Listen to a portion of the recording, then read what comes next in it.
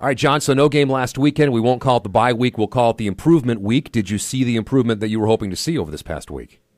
You know, there's so many moving parts in a football program. I can't say that I saw it specifically, but I asked our assistants who do all the work, do the coaching, and they said definitely got better last week, so I'm going to say yes. The biggest improvement, of course, you needed was in the health of some of your key players. What's the status report on some of those guys? Yeah, we're in good shape. We're going to get Kellen Sulik back, get Jacob Brown back, get Noah Urbanek back, and Weir, who we lost in the first week, is easing back into practice today. So we may be, we may have everybody since we got out of fall camp. And Kellen's a big one because if you look back at the Youngstown's game last year, I mean, he really was one of your top defensive players against the Penguins last year. You know, Kellen's one of those guys that's a really good player. And then when his number's called or you need a little bit more, he seems to find a little bit more. So you're exactly right. We started out really well in that game, and Kellen was part of that. And with that start last year, Coach, do you think looking back now that was effective in getting them out of what they want to do best, which is run the football, and all of a sudden they're down 14-0 and they can't do it as much? Yeah. I think it also allows you to do different things on offense. And so surely you get off. Now, again, a mature football team, a football team that's been seasoned, maybe it doesn't affect them as much, but I do think it affected them last year. Well, running the football has been their calling card this year. 281 yards on the ground. That's ninth in the FCS. They're averaging nearly 7 yards a carry, and they got a couple of backs in McCaster and in Turner that are pretty similar in terms of their body build, 5'10", 190 or so. But these guys, between the two of them, average about 160 yards a game, and they're tough to bring down. It all starts with a veteran offensive line. Yeah, their offensive line is really good. You can tell that they're really well coached. They know what they're doing. You can't move on them and mess them up. So you just kind of have to, going back to Kellen, we're going to have to be real strong and stout and be in our gaps. And they get 11 guys, we get 11 guys. You got to make plays then. And their running backs run hard. They're not dancers as much as they're full speed ahead type guys. 4 different quarterbacks for this program in the last 17 games, which usually means there's some disjointedness or so, but when you're running the football that well, does it matter as much who you have back there at quarterback? I don't think it matters. I do think Hunter Wells, their starter, their senior, is a really special player. I think he proved that in the playoff run last year, taking them to the championship game, in a guy that wasn't even on the bus when they came out here for our game. And so he's a little dinged up. We're not sure who we're going to see, but obviously they've got a lot of experience with all those different guys having played. Yeah, and then to be able to bring in a sophomore in Nathan Mays, who comes in and again, doesn't have to do much because of the running game, but for a guy that has been very effective throwing the ball, completing 72% of his passes. Yeah. He's, again, a lot of play action where you suck the linebackers up, you get a safety out of whack, and it's an easier throw. Whereas, as we watched the last games last season, and Hunter Wells was a lot more drop back and needing to get drives at the end of the Eastern Washington game. So they do it all. They do it all on offense. When you look at your program compared to their program in terms of offense, the one number that's good for both of you is third downs. You're both in the top 5 in the nation converting on third downs. Does that say more about what you do on first and second down, do you think?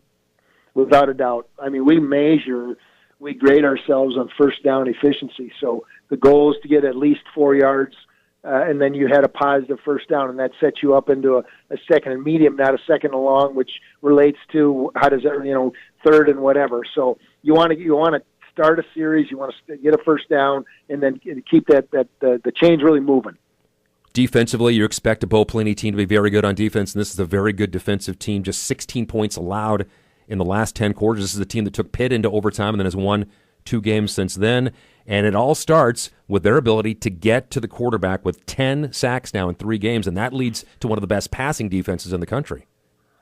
Well, and they're good. And let's go back to first down efficiency, and not being in third and long, because that's advantage Youngstown. I mean, they got a great pass rush. They don't blitz much because they believe in their pass rush. They play man-to-man coverage, and bracket people, and so Jake Winicky will have 2 guys on him sometimes.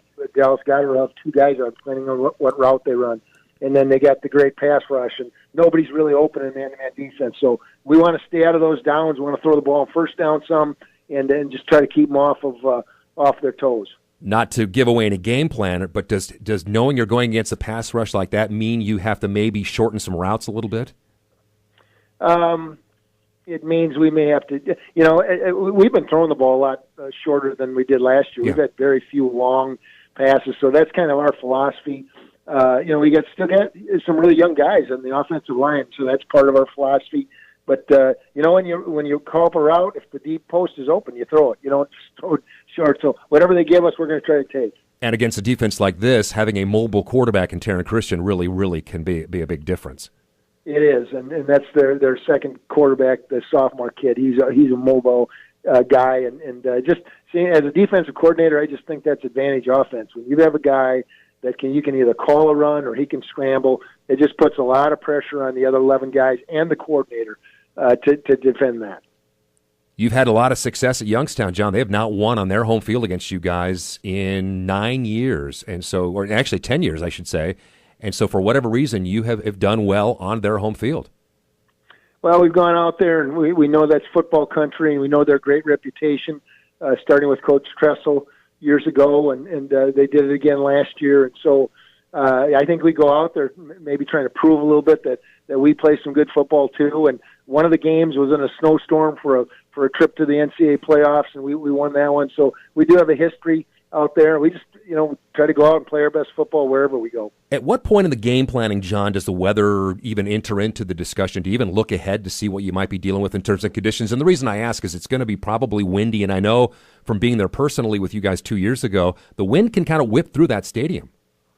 Yeah, we talk about that. We talk about more the effect of rain and that type of deal. We do make some decisions, in terms of kicking and taking the ball and deferring based on wind.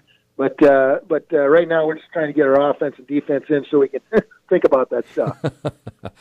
And so no easing into the schedule. You got a top 5 matchup here, and this really is kind of what you play for, isn't it? It is, and it's a chance to make an early statement because they're deserving of their ranking, and their game at Pitt was a tremendous game for them. So one of us is going to make a statement, and for us to go on the road and hopefully win on the road in the Missouri Valley, that would be really special for our football team.